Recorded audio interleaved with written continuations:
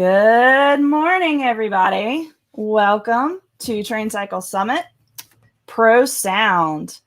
Wherever you're joining us from today, we're glad you're here with us, and wanted to let you know we've got a lot of great things for you. We've got workshops, we've got panels, we have behind-the-scenes tours, lots of really cool stuff with amazing people from across the country that are here to share that with you. We are giving away compliments of Sennheiser, a pair of headphones today, HD 25s, to a lucky participant. And so we will be drawing that name later today and sharing that during the keynote later this afternoon. So make sure you tune in and pay attention and see if you are going to be our lucky winner. And right now we are going to dive into Manifold Recording for a little behind the scenes tour.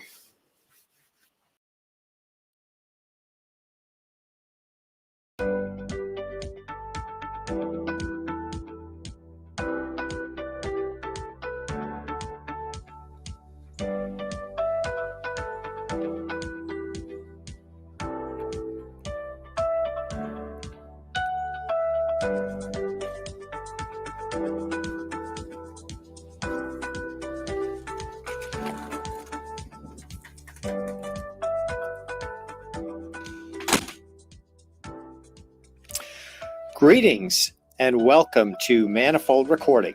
Before we start the tour, I just want to let you know that we do have a COVID safety station here with N95 masks, with hand sanitizer, with towels and all sorts of other things to help keep you safe. So if you need any of that, let's pick it up before we continue. The first stop on our tour is going to be the control room. And I'm sure you would be excited to learn about all these wonderful toys. Unfortunately, we don't exactly have time to go through them all in detail. But let me just say that the toy box is full and we have lots of good things. Here we get a nice little look at the console. Right now the sun is on it, and so it's kind of drowning out the light coming from our meters. But we're going to get a different perspective of this console, and then we're going to head off into the music room. So hang tight. There are a lot of options when it comes to mixing music in 2021. You can use an iPhone or an iPad if you want to. And here in the control room at Manifold Recording, we have several options, all of which work together. In the foreground, you see the API Vision console, a 64-channel analog console, which uses hot electrons on a copper bus to mix the sounds. But a little further into the background, you can see that we also have Pro Tools, which uses a digital bus to mix bits. And these two can obviously be integrated as a mixing process. There really are some techniques that are better done digitally than in the analog realm. And there are things you can do in the analog realm that just really jazz things up. Beyond that, we see in the distance the mixing environment of the music room. And you might say, what kind of mixing environment is that? But an actual room with air molecules allowing the waves to combine as nature intended, that is itself an amazing and difficult to reproduce mixing environment. Whether musicians are using ensemble to create the mix, whether the engineer is using a digital system or an analog system or a hybrid system, all of these tools may be appropriate for the project. All right, that was fun. We're going to now head into the music room and let's see what we have there.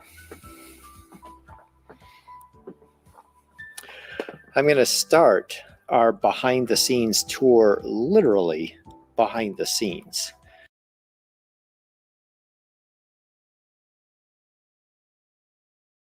So I'm going to go to the very back of the room.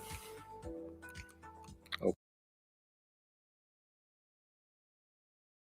up the light a little bit. And what you can see there, we've got our famous and gorgeous cloud up there on the ceiling. We've got these walls that are full of diffusion. The calculations by Wes Lachaux determined that optimally for this design, 30% of the walls are diffuse, which leaves a lot of room for reverberant reflection. So we have good reverb support, but we also have enough diffusion that we don't get flutter echoes and other bad things. Last year, we had to make a lot of adaptations as COVID really changed the nature of the music business. Artists could no longer go out on tours, and that meant that they couldn't earn the revenues that they needed to record new projects, and it was really touch and go for a while. But over time, artists, audiences, and studios have all adapted. And one of the things that's been super popular lately is to do in-studio concerts or other sorts of streaming style performances. And so we've made those accommodations. We are pretty heavy in terms of our video abilities. And what you see here is a little experimental setup that I've been testing to see what kind of production we can do that minimizes the crew footprint while maximizing production values. So watch this space. Here in the studio, we have a gorgeous sonic landscape to play with. The acoustics of the room provide all sorts of options for different sorts of instruments, different sorts of ensembles.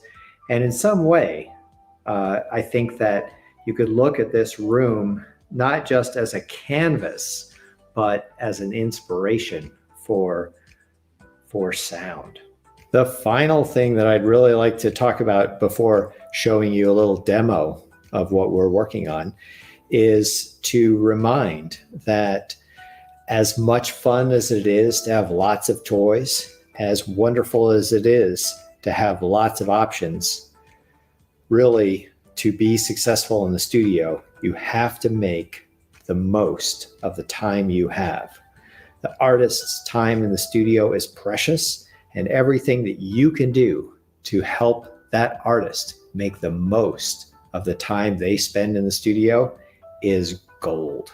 And so whether you're in a big space or a small space, knowing how to make the most of your environment and helping artists discover how to make the most of their time with you will surely help you build a successful business, a successful reputation, and give you the opportunity to work with more and more people as your careers develop. So let's go look at the demo. Chances are good that if you're watching this because you're really interested in audio engineering. And here we are in an audio recording studio. We've been open since 2011. We've made albums and recorded materials across all genres in all sorts of different formats, everything from audio books to full chamber orchestras. So why are we talking about video? Well, COVID has certainly changed a lot of things, and it's very, very important that we continue to serve our clients' needs, which lately involve a lot of things related to streaming. So we've done our best to bring video into the mix and also to do it while dealing with the many restrictions that COVID imposes. One of those is we can't have the size of video crew that would have been in here 2 years ago if we were doing a video intensive project. It used to be that the video crew was typically larger by a factor of 2 or 3 than the audio crew. Doesn't seem right, but that's just how it is. I've been working on how to build an environment that can be minimally operated. And one of the things that we've set up here as part of this demonstration is a video dolly that travels 20 feet end to end, and it provides an environmental shot that we can then cut with other shots that give us, the hero perspective, the long shot, and other things. Despite all of that, there's still important audio considerations. The video equipment has to be silent. The video equipment can't get in the way of the microphone having the privileged position to hear what needs to be heard. So I'm preparing materials for evaluation to see whether or not the artists like the options, whether their editing team likes the options. And if so, we're going to have a lot of fun and make good use of our time with them when they're in the studio, probably next month. So with that, I hope you enjoyed the little tour. I hope this has prompted you with some questions for the Q&A, and I look forward to answering them. Thank you so much.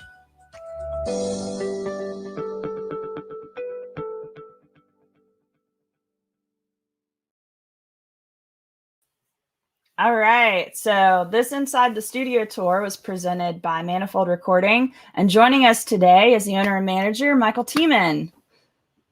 Welcome, Michael. Hi, thank you so much for having me. We're very glad to have you. You have a very impressive spread behind you. You said the toy box is full, and I definitely believe that.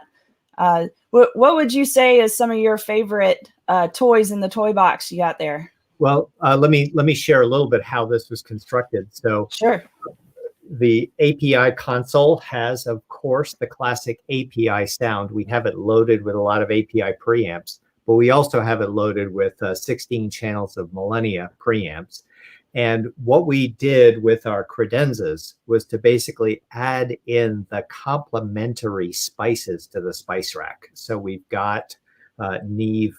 We've got 8 channels of Neve, and we've got a bunch of stuff that sort of give us a little bit of, we've got some tube preamps, tube EQs, tube compressors from DW Fern and from Tube Tech and others. We've got classic 1176s, Teletronics L2A2s and stuff like that. So we have the sort of the full range of expected analog equipment centered on the console, but giving us a lot of room around it. Very cool. And you said this was a Wes Lachaud design. That's right. That's right. I've worked in a couple of spaces that he's designed. He's from Chapel Hill, I think, right? That's right. He lives very much on the edge of Chapel Hill, but he has been designing studios for a long time. One of my favorite things that came out of this process when I engaged him, as you could sort of tell by the tour from the outside to the inside, Frank Lloyd Wright as an architect was a major influence on Wes Lachaud's thinking. And very few architects talk much about acoustic considerations. But in one little tiny bit of writing, Frank Lloyd Wright did sort of mention how to think about acoustics integrated into architecture. And during the course of the construction of this studio, Wes shared his design with the Taliesin Fellowship, which are basically the disciples, the living disciples of Frank Lloyd Wright, who studied directly with him, etc.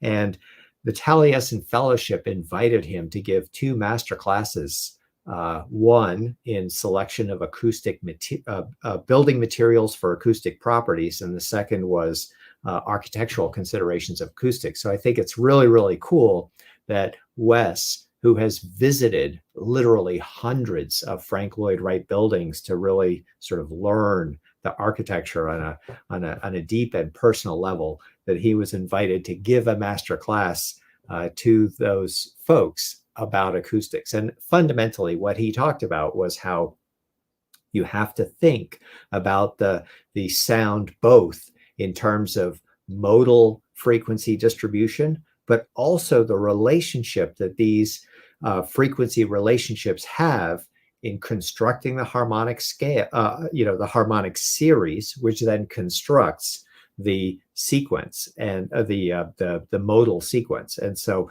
in other tours that I have seen him give, he sort of shows how ratios in the architectural relationships sort of express minor or major chords, Lydian or Mixolydian scales. And so all of this mathematics reflected through architecture also relates to the math of music. And you can, when you get hip to it, you can actually see all that color in the room.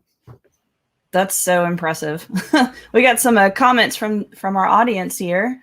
Aaron asks, is the video editing done in the control room, or is there another room for those services? I have a different room for that. So video editing really likes to have a room that does not have confounding colors. You can just barely see over my head the pretty colors of all this dichroic glass. But in a video room, just as in a control room, you really want to control the sound. You don't want direct echoes that give you ghost images. In a video world, you want to have a dark room that's also well controlled, and so we do that elsewhere. Very cool. Here's another one from Susie. You mentioned how important it is to help the artist make the most of studio time. Do you have any pointers or recommendations?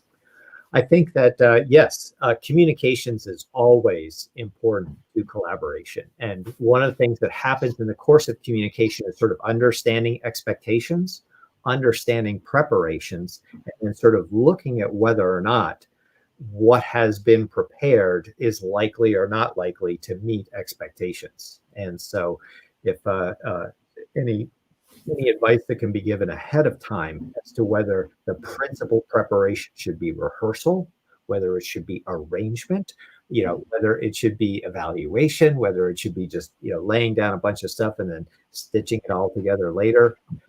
There's no exactly right or wrong answer, but there's definitely better preparation and less good preparation. And communication really helps sort that out. Absolutely.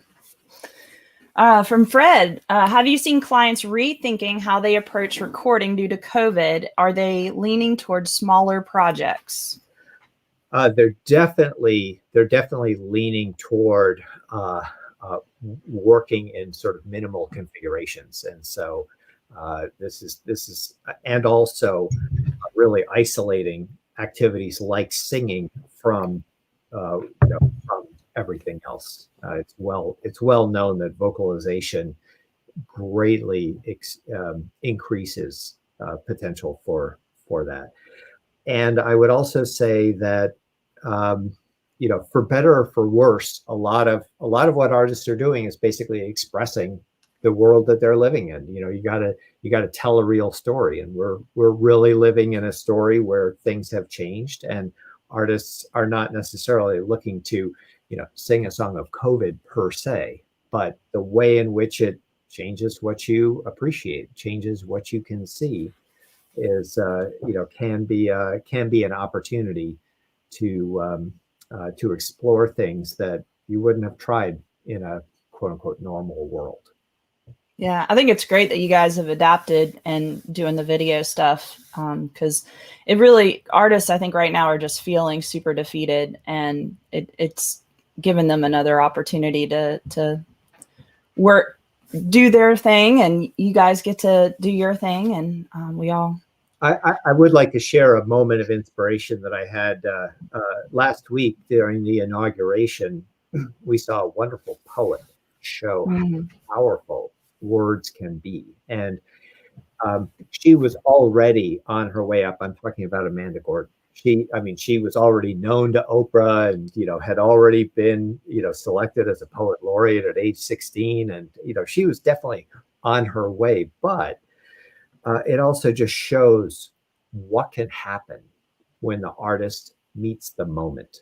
And I take that as inspiration, not as something like, well, how come you're not doing that? That's not the point. But the point is, what can be done, and how can one meet that moment, and also recognize.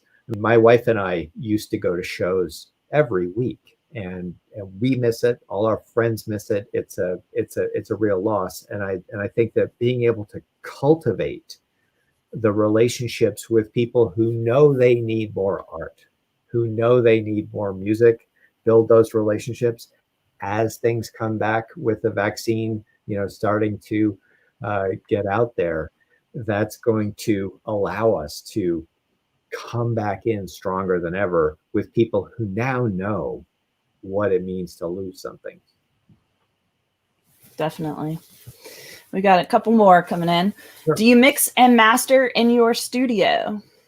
Our strong preference is to just mix and to master elsewhere. And there's a couple of different reasons. One is that the mastering process provides an opportunity. It has both a technical aspect to it. Also, there is an aspect where a mastering engineer gives one a sort of a secondary perspective that can really help. And if you do everything all with the same person, you are going to get a narrower perspective, regardless of how wonderful they are. There is something to valuing the collaboration that happens, even if the mastering engineer and mix engineer never meet each other. There is a kind of double benefit to having multiple people do that. So we will do it in a pinch, but we strongly recommend taking the mastering business to a mastering engineer. I second that for sure. All right. Hunter asked, have there been any videos released using the new streaming gear in studio? I guess he's looking for maybe where you've posted some of your product. So last year we did a session with the Mountain Goats called the Jordan Lake Sessions, and you might check those out. They have a couple of songs from their session on YouTube freely available, and some trailers, but it was streamed, so if you missed it, you missed it. And we've also done we did a stream of some classical music that included making some world premieres of music by North Carolina composers. We did something with Bill Frisell, and we did something with Andrea Moore, but Mallarmé Chamber Players were the folks who sponsored that, and I think that there's a way to connect with the Mallarmé Chamber Players to see that if classical music and classic and contemporary, when I say contemporary classical, I mean like interesting operatic bluegrass. They did a bluegrass opera called Family Secrets that was about, I think it was like 40 minutes long. Looks like we got time maybe for a couple more. Does your recording process differ between recording audiobooks and music? Absolutely. In recording an audiobook, it's all about working with and working around the way somebody reads. And the whole the attention that you have to pay to the accuracy of the spoken word. So often if we're recording some major orchestral thing, there's going to be a person on that back couch called the orchestrator, and they're the people who are responsible for ensuring that the orchestra is actually playing the right notes. And so they're listening, to all the different instruments, figuring that out. In an audiobook, you've got a reader who's basically making sure that, you might think it's easy to read the written word, but people are always ad-libbing and improvising. It's something that we just can't help. And so you have a person who is basically responsible for the word accuracy. And then you also have somebody who's listening to make sure that the breathing is consistent, the reading is consistent. And if things are getting, if somebody's needs to take a water break, you're listening to when is the voice changing character and how do we fix that. So yeah, and everything in between an orchestra and an audiobook, you have to know what's the target we're trying to hit, but also when are we hitting the guardrails and we need to sort of pull stuff back in. Yeah. We got time for maybe one more question if anybody has one. I'm gonna say, so Manifold's located in Pittsburgh, am I right? That's right. And a little bit kind of out there, not necessarily in a big city. And I always think it's an interesting concept, building it there. Anyhow, it's very remote, which I really like, and peaceful. And I'm sure you get a lot of that feedback from your artists of being able to kind of just seclude themselves on this island for, recording purposes. It definitely gives one an opportunity to step out of the hustle and bustle and to really let the session take center stage. I think we got one more question, and then we're going to wrap this up and head to our workshop session 1. Grayson says, what is your primary clientele at Manifold? Is there a specific genre of music you work with?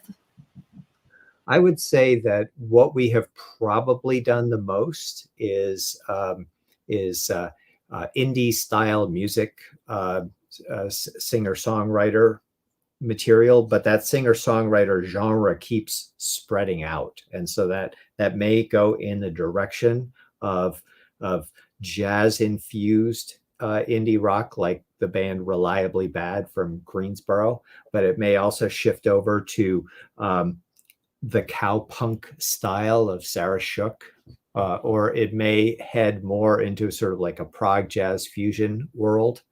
But usually it's going to be an ensemble of 4 to 7 people, because when you have a large room, it's something that ensembles really appreciate. Cool. Yeah, and we recorded, my first experience was when you first opened, and we recorded Strather Bullens, who's actually moderating our first panel. His band was doing a cover of Cheap Trick, yep. Dream Police. That's what's still my favorite story to date to tell. That was a session. That was a lot of fun. That was a lot of fun. Well, I think we're going to wrap this up. Please check out manifoldrecording.com. To find out more about this awesome studio. And obviously when COVID restrictions start to open up, then they're going to be probably back in full swing. So check them out, and make sure we're going to workshop session 1. So make sure you guys check your itinerary and go to your Zoom rooms for that. Thank you so much, Michael, for joining us. Thank you so much. Take care.